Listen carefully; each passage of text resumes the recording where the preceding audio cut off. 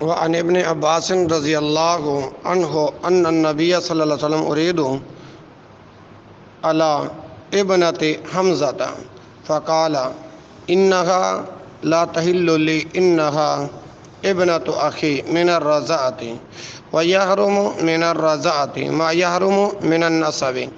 حضرت ابن عباس رضی اللہ عنہ سے روایت ہے کہ نبی صلی اللہ علیہ وسلم نے نبی صلی اللہ علیہ وسلم کو اپنے چچا حضرت حمزہ رضی اللہ عنہ کی بیٹی سے شادی پر آمادہ کیا گیا تو آپ صلی اللہ علیہ وسلم نے فرمایا کہ وہ میرے لیے حلال نہیں، کیوں کہ وہ میرے رضاعی بھائی کی بیٹی ہے، اور رضاعت سے بھی وہ رشتے حرام ہو جاتے ہیں جو نسب سے ہوتے ہیں۔ اس حدیث سے معلوم ہوا کہ رضاعت بھی حرمت میں نسب کی مانند ہے۔ رضاعت سے حرام ہونے والے رشتے یہ ہیں: رضاعی ماں، بہن، بیٹی، پھوپھی، خالی اور یعنی رضاعی ماں، بہن، بیٹی، پھوپھی، خالہ، بھانجی اور بھتیجی۔ چونکہ حضرت حمزہ رضی اللہ عنہ رسول اللہ صلی اللہ علیہ وسلم کے چچا ہونے کے ساتھ ساتھ رضاعی بھائی بھی تھے، کیونکہ ان دونوں کو ابو لہب کی آزاد کردہ لونڈی ثویبہ نے دودھ پلایا تھا۔ اس طرح حمزہ رضی اللہ عنہ کی بیٹی آپ صلی اللہ علیہ وسلم کی رضاعی بھتیجی ہوئی، جو کہ نسبی بھتیجی کے مانند ہی حرام ہے، اس لیے آپ صلی اللہ علیہ وسلم نے اس کے ساتھ شادی سے انکار کیا۔ وعن ام سلمۃ رضی اللہ عنہا قالت قال رسول اللہ صلی اللہ علیہ وسلم لا يحرم من الرضاع الا ما فتق الامعاء وكان قبل الفطام، رواہ الترمذی وصححہ والحاکم۔ اللہ اکبر۔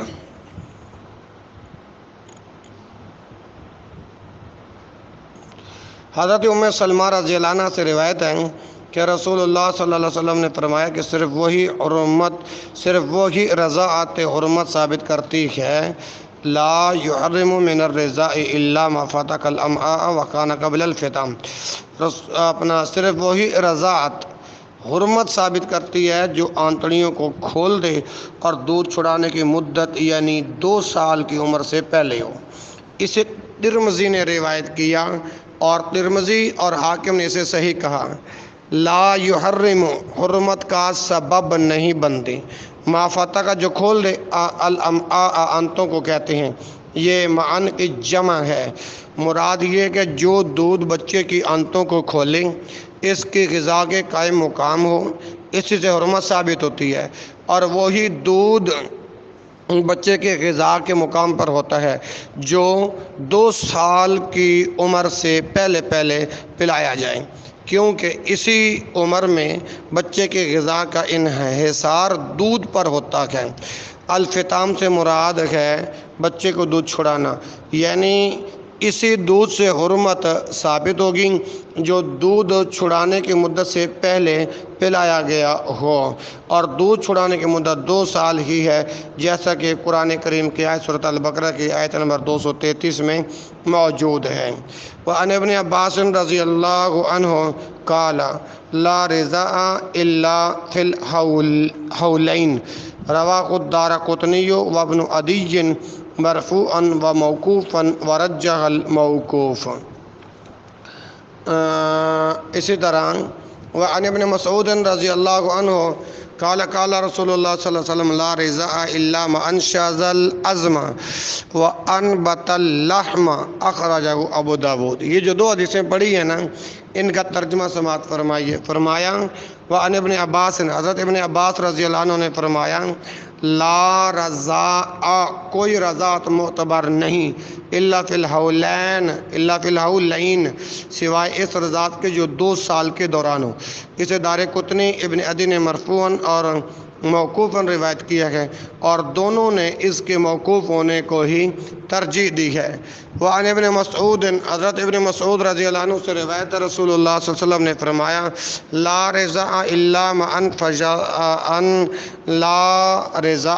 ما شزل عزم ان شزل عزم وانبت اللحم کہ رسول اللہ صلی اللہ علیہ وسلم نے فرمایا رضاعت وہی معتبر ہے جو ہڈیوں کی نشو و نما کرے اور گوشت اگائے۔ ما ان شزل عزم کا معنی ہے جو دودھ ہڈیوں کو مضبوط کرے انہیں بڑھائے، وانبت اللحم اور گوشت اگائے۔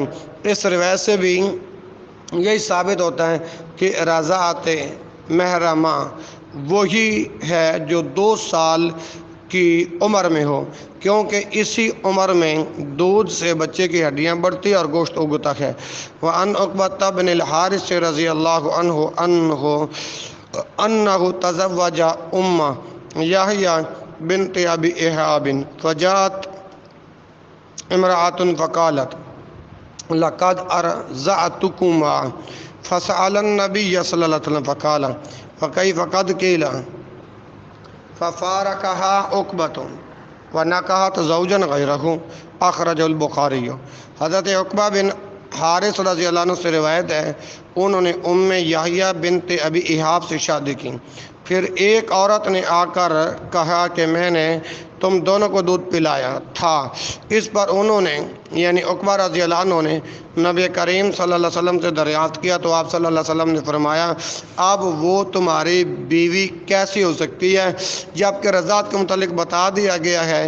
یہ سننے کے بعد عقبہ رضی اللہ عنہ نے اسے چھوڑ دیا اور اس نے اس کے علاوہ کسی دوسرے آدمی سے نکاح کر لیا۔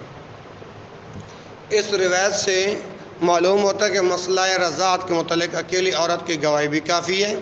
امام اوزاعی فرماتے ہیں حضرت عثمان نے 4 آدمیوں اور ان کے بیویوں کے درمیان رضاعت کے مسئلے میں ایک عورت کی گواہی کی وجہ سے جدائی کرا دی تھی۔